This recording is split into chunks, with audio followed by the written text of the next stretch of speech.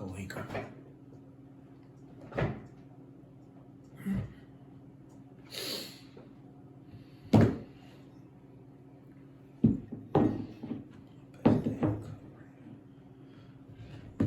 Can they see that it says Best Dad, or it's on both sides?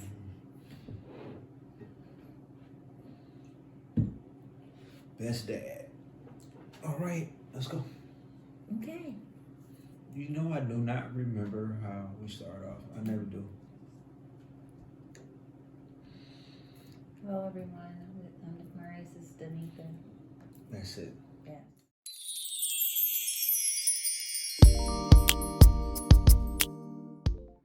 Hey, what's up, everyone? I'm Maurice, and this is Danica, and we are the Mobley Culture. Yes, that's it. Welcome to the culture, y'all. Look at you. We kind of Yeah. remember. Okay, I remember. So, what's why are you looking like that? I don't know. Oh, all right. What's today's topic? Today's topic, Maurice, is something that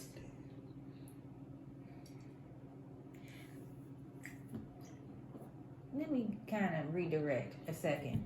Where'd you get this mug from? I bought from Marshalls, Marshalls. Now, keywords in here. You bought I this. bought You bought this mug that says Best Dad. for Father's Day. You bought it for Father's Day. Mm-hmm. It didn't come from your children. No. It came from you. Yes. To you. Yeah, self-proclaimed best dad. I don't need nobody to tell. I don't need my kids to validate me. I know who I am and what. Shoot, best dad, hands down. There's some good dads around, but I'm the best dad. Okay. That's just, They say beauty is in the eye of the beholder, and I behold myself to be the best dad. Hence the mug. But wouldn't it be more meaningful if it would have came from your children? They told me. When? And plenty of times. That was the best dad. Last year for Father's Day, the year before that Father's Day, the year before that. They always told me that. I'm the best dad. Okay. You trying to dispute my claim? No, I'm not trying to dispute your claim. I just thought it was so funny that you bought yourself that mug. You gotta treat yourself. Okay. Gotta treat yourself. Speaking... Squirrel going to my plants? I hope not. I hope not. So, Okay. okay. But this, kind of falls in line with what we're talking about today. Because you are self-proclaimed best dad. Right. And we do have children. Correct. We have 3 of them.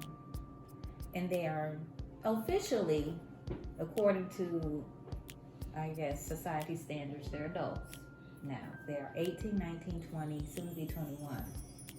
And so this is a transition period for us because our children are no longer little kids.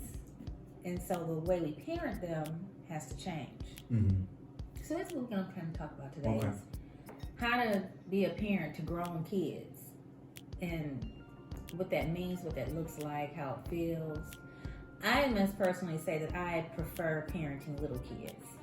Like little kids, because you can make them do what you want them to do.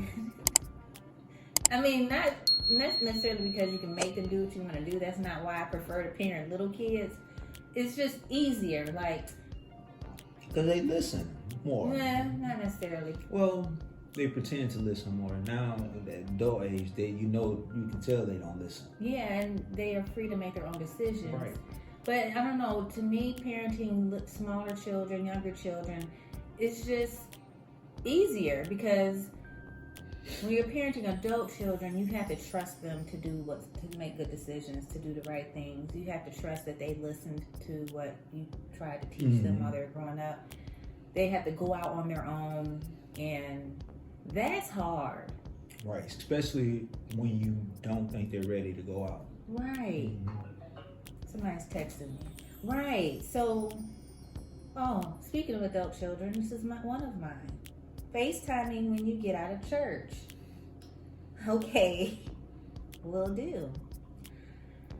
So we're going to talk about how do you parent grown children. And I found an article on the internet that talks about, it says adult children, a guide to parenting your grown kids. And it just kind of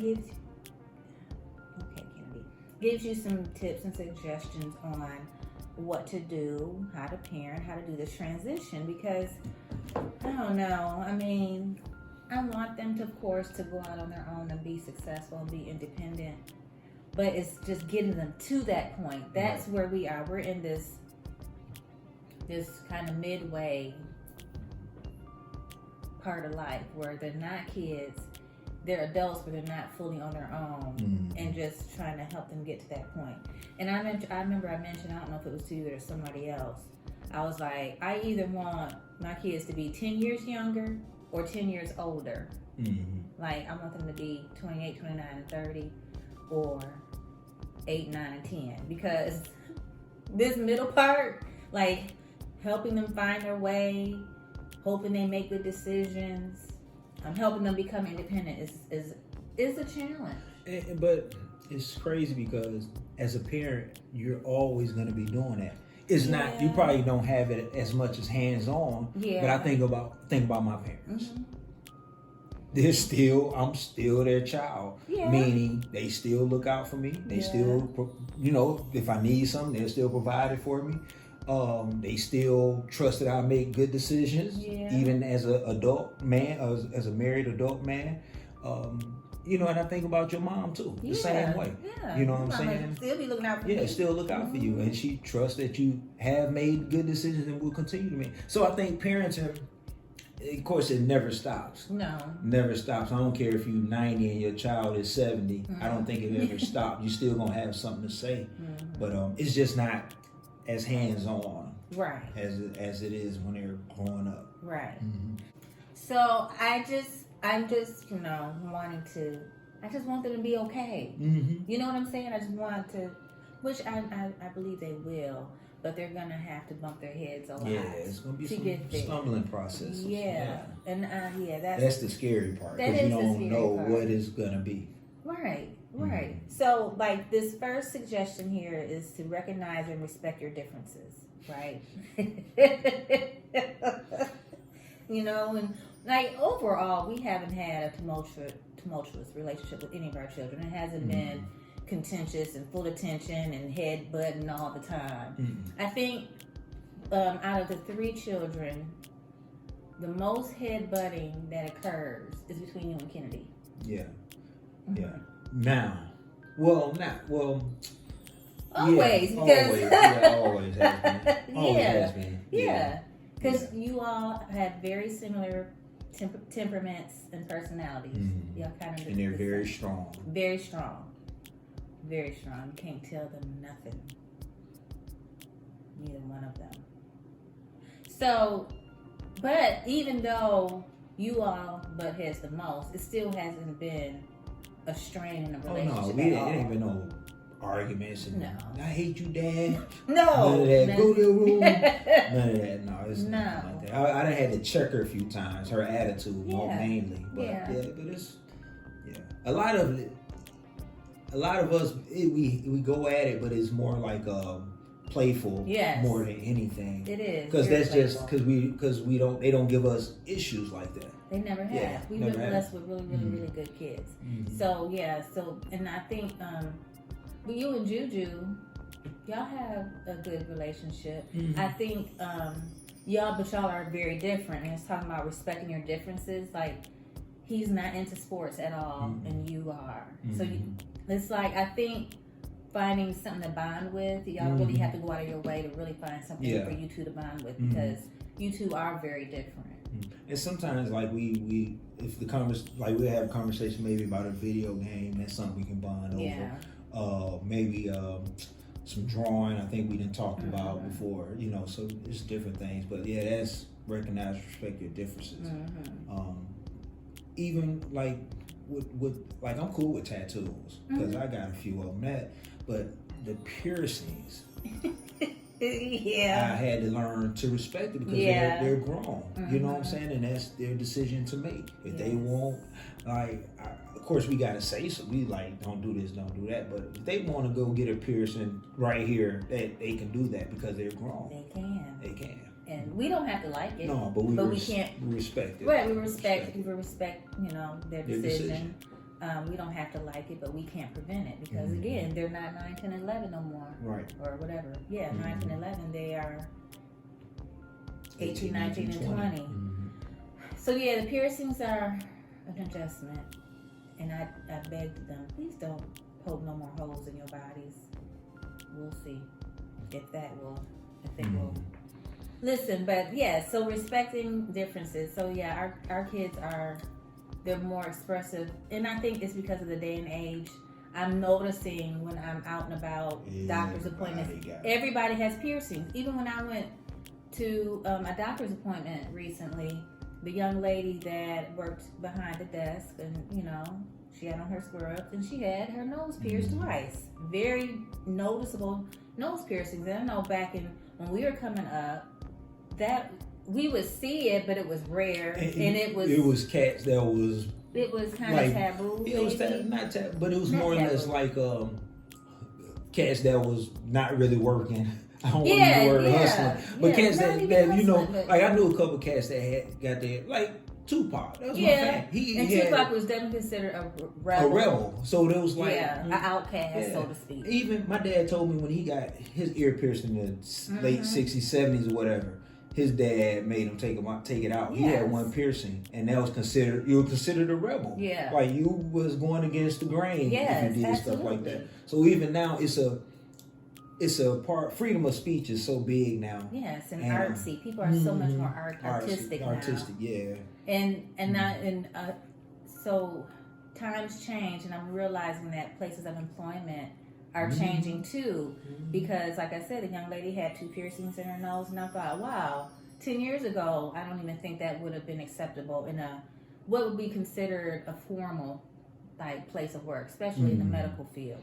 And even one of the managers at my job, he has 2 arms full of tattoos. And he's a manager. And he wears his short sleeves all the time. And so that's another thing with the tattoos that's become very acceptable in our society today. And whether you're in the workplace in corporate America or church. You see pastors with lots of tattoos and even piercings. Yeah, and it's crazy because when we was coming up, I remember you had tattoos. Like I got my initials right here, and they say you go for a job interview, cover it. Yeah, they tell you to cover it up. Hey, you don't have to now. I mean, I see cats working in places with tattoos up to here, and I'm like, dude, but it's come as you are now, for real. That used to be reserved for church. Come as you are. Now it's for business, for society. So respecting differences is something that's big when it comes to parenting adult children, because our kids are not going to be exactly the way we were. They're not going to think or do exactly what we did, and that's okay. So I'm okay with my kids' tattoos and piercings.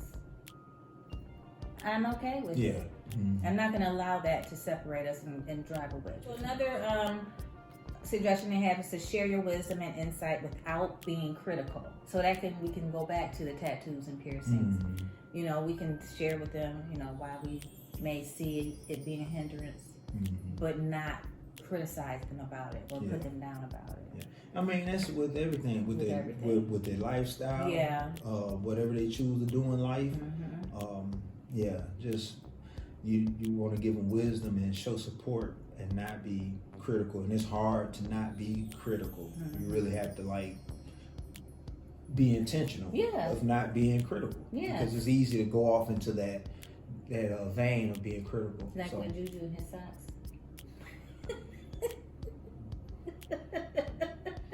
So my son,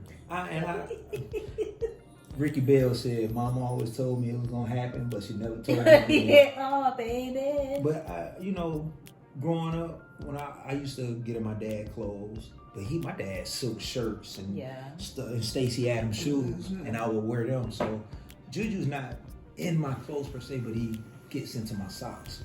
And so at one time I had brought 2 pair of socks, 2 bags, one white, one black, footies, 12 in one, 12 in the other. I come, I'll break the bag open, give him 6 pair of whites. I take 6 pair of black for him, 6 pair of black for me. Now, months later, I have like 2 whites, 3 blacks that I have to use to work in because I can't find any other ones. So what he would do is, I don't know, this is before college when he was still in high school. I guess I would be downstairs and he'd be getting dressed and he'd go in my room and grab socks. Snatch my socks up. And I wasn't paying attention to it. I started noticing that my socks was depleting real fast.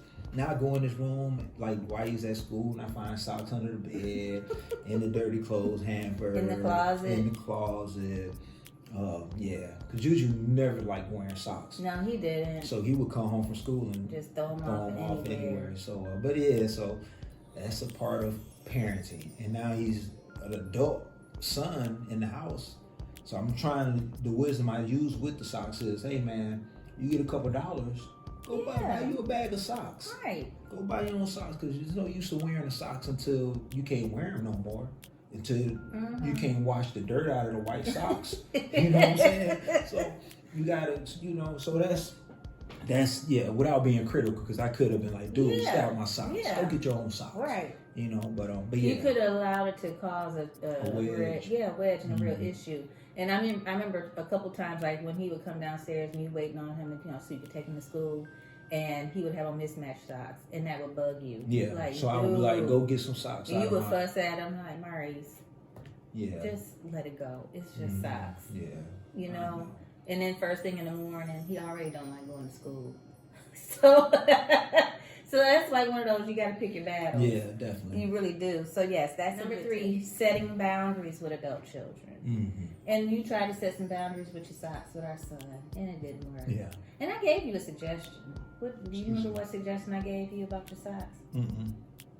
Put them in a different place. Oh yeah, hide them. Yes, because Juju not gonna look for nothing. So if he go to the usual place in the drawer that he knows his daddy keep his socks, and he see they ain't there, he's not gonna go looking any further. He's not gonna go rummaging through everywhere to try to find his socks. Yeah. So I said to Maurice, if you want him to stop taking your socks, he's kept telling him, please stop taking my socks. He don't listen. Put him in a different place. I gotta buy some new socks first. You don't have nowhere to put them because you can't. You don't have them. No, I have none. So that's what you got to do.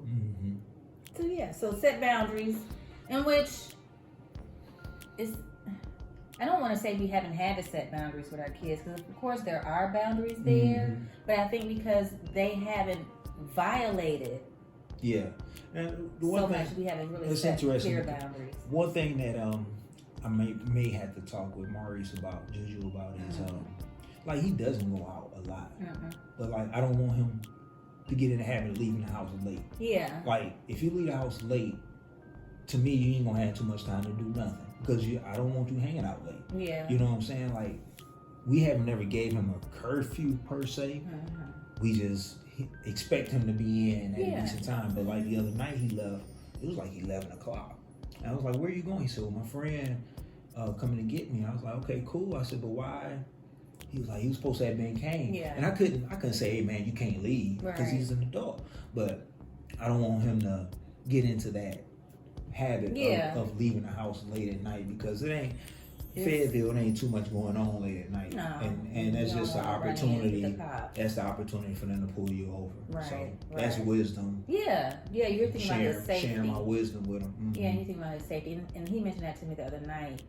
He really didn't want to go because it had gotten too late, but his friend just showed up. He was like, well, he's here now, so I'm just going to go ahead and go. Yeah. But that's good, because it's not that you trying to tell him he can't go nowhere. But you're just thinking about the safety. But see, that's when he has to make an adult decision. True. Say, hey man, I hate you popped up over here. We can hang out in the driveway, talk, chit chat, kick it for a minute in the driveway, but I don't really want to be out in these streets this late. You know what I'm saying? So that's something we could talk about with him. Yeah. But yeah, you do have to set boundaries with your children. Even when your children are good or don't give you a lot of issues, you just have to set appropriate boundaries. Like a good example is our kids know that they can come in our bedroom whenever they want. Mm-hmm. But if they see the door shut, they don't just open the door and walk in. Mm-hmm. Because if we set that boundary, you knock first. Because we do that with them. When their bedroom is door shut, we don't just bar a jam, we knock. Although Kennedy used to knock in the most inopportune time. She's a cornerback. The initials, cornerback, all day since birth. She's been cornerbacking me.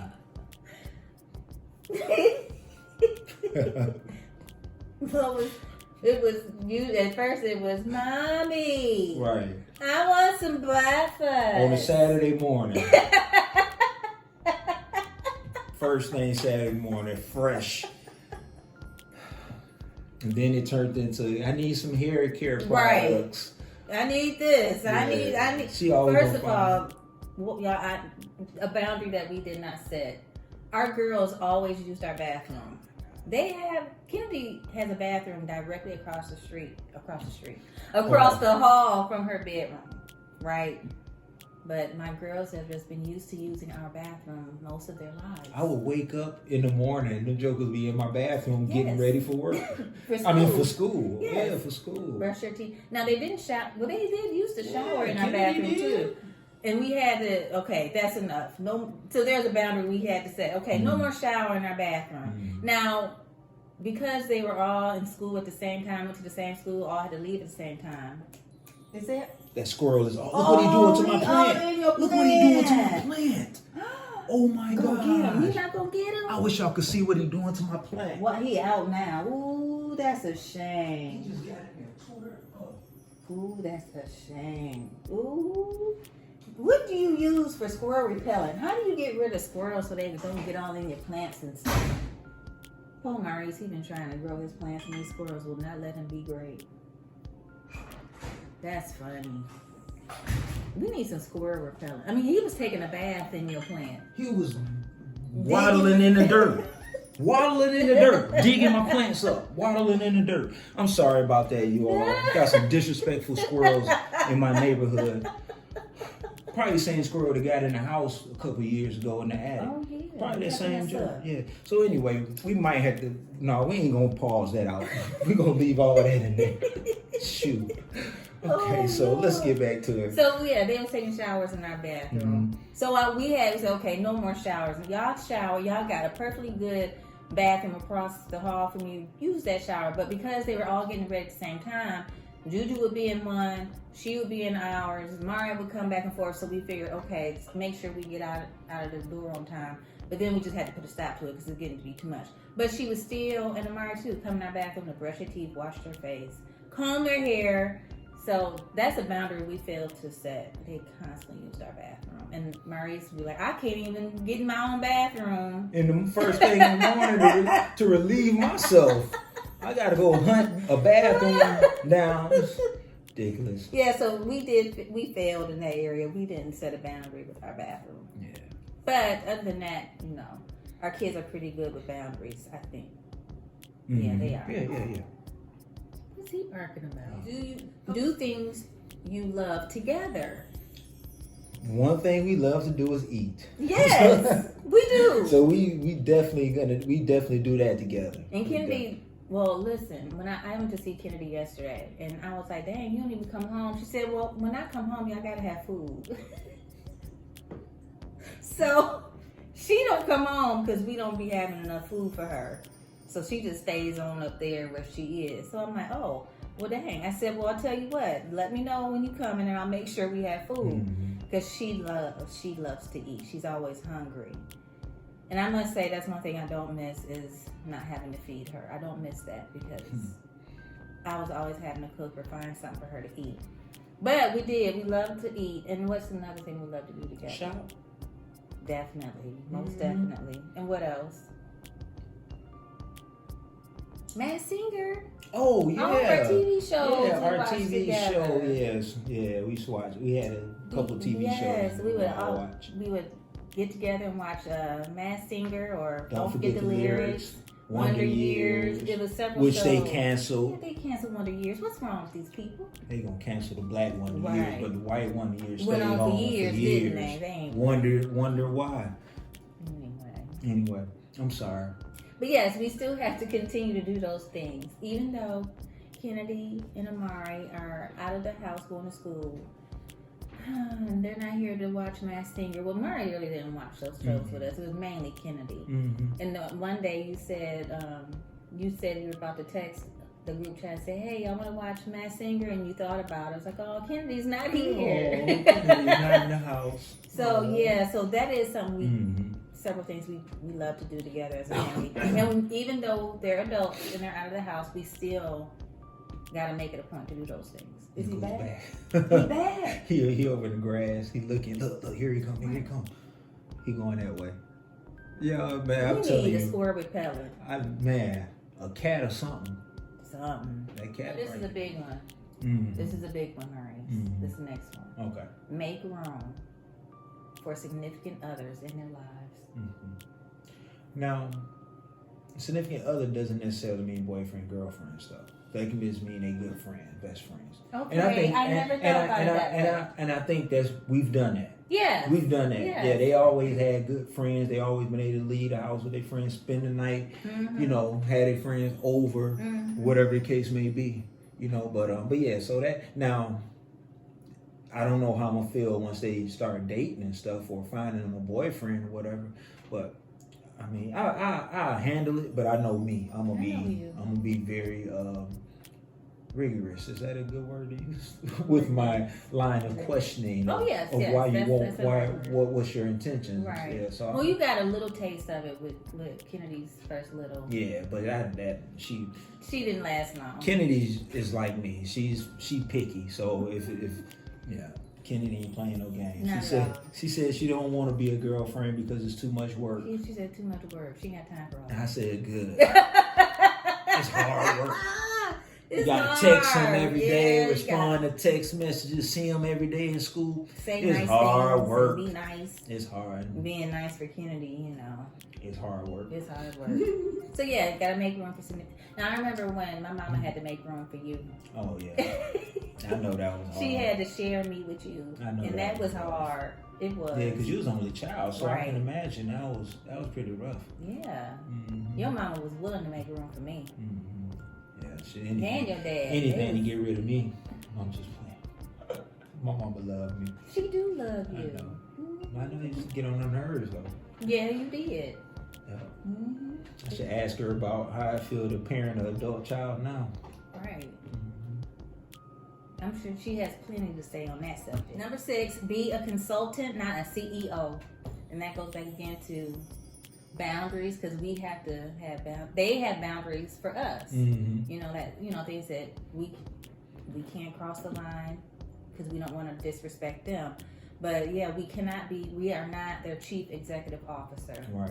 We can't tell them what to do. We can't demand. You know what I mean? So, but we can't be that consultant. And I remember someone told me once that don't ever give unsolicited advice to adults. You don't give unsolicited advice to adults. Now, when they ask you, that's when you offer, but you don't just give unsolicited advice. And so, as a parent, that's hard because you've been used to just telling your kids, "Hey, you need to do this, do this, do this." But when they become adults, you do have to kind of sit back and wait for them to ask, or you can say, "Well, may I offer this suggestion?" Because they're grown and they may not want to know what you think, right? Because they made their decision. So that's another thing. That's why it's easier when they're 9, 10, and 11. Right. It is. It's so much easier. Okay, number 7, be a sounding board for the adult children. And that's one thing I think we've done pretty good is we created an environment with our children where they can tell us anything. They feel comfortable telling us anything. Now, do they tell us everything? No. I know they don't, because I didn't. You didn't. But I know that they know they can. Yeah. And I believe that they trust us. Yeah. We've created a safe place for them. Because, we don't judge them. We don't come down hard on them. We tell them when they're wrong. Nah, that ain't right. You shouldn't do that. But we don't judge them and make them feel terrible and bad and condemn them. And I want to keep that. I want them to always feel safe with us. So I definitely want to continue to be a sounding board for them. And this is the last one. Speaking of my mama. There's your mama. This is the same time she's calling while we've done the video. Hey, no, she hung Oh, up. she hung up. Okay, I'll call her back. Okay, so this is the last one. Make family meetings a regular occurrence. That is so important, especially, of course, when your children become adults, because they each have their own lives, have things going on. So we do have to, like, put it on the calendar if you need to with everybody. Hey, we're going to get together and hang out Mm-hmm. to keep that connection. Yeah. Because I miss my babies and I want them all under the same roof again. And I'm looking forward to when we can all come together again. Because I don't want us to lose that connection. I don't want my children to lose that connection with one another. Like, I want them to keep in touch with their brother. Mm-hmm. I want him to keep in touch with his sisters to make sure they keep that bond. Yeah, yeah. That's good. Mm-hmm. So, yeah, I think that's it. That was the last one. We don't have adult children who disrespect their parents. Mm-hmm. Well, we ain't never dealt with that. Adult children who move back home. I heard when they move back home, they bring more with them. Yeah. Yeah. I think That's true 'cause because I we did. moved back home and we bought 3 kids. A whole lot more with us. Yeah, so, Yeah. and then, you know, when that may happen, Mm-hmm. they may have to move back home and our door is open, right? Yeah, of course. So I think that's it. That's it. Yeah, that's it. This was Yeah. good. What do you think? Yeah, very good. We had a special guest, the squirrel. Mm-hmm. So yeah, until next time, Mobley Culture, y'all be easy. We might have squirrel soup next time. Oh, no, we won't. Deuces.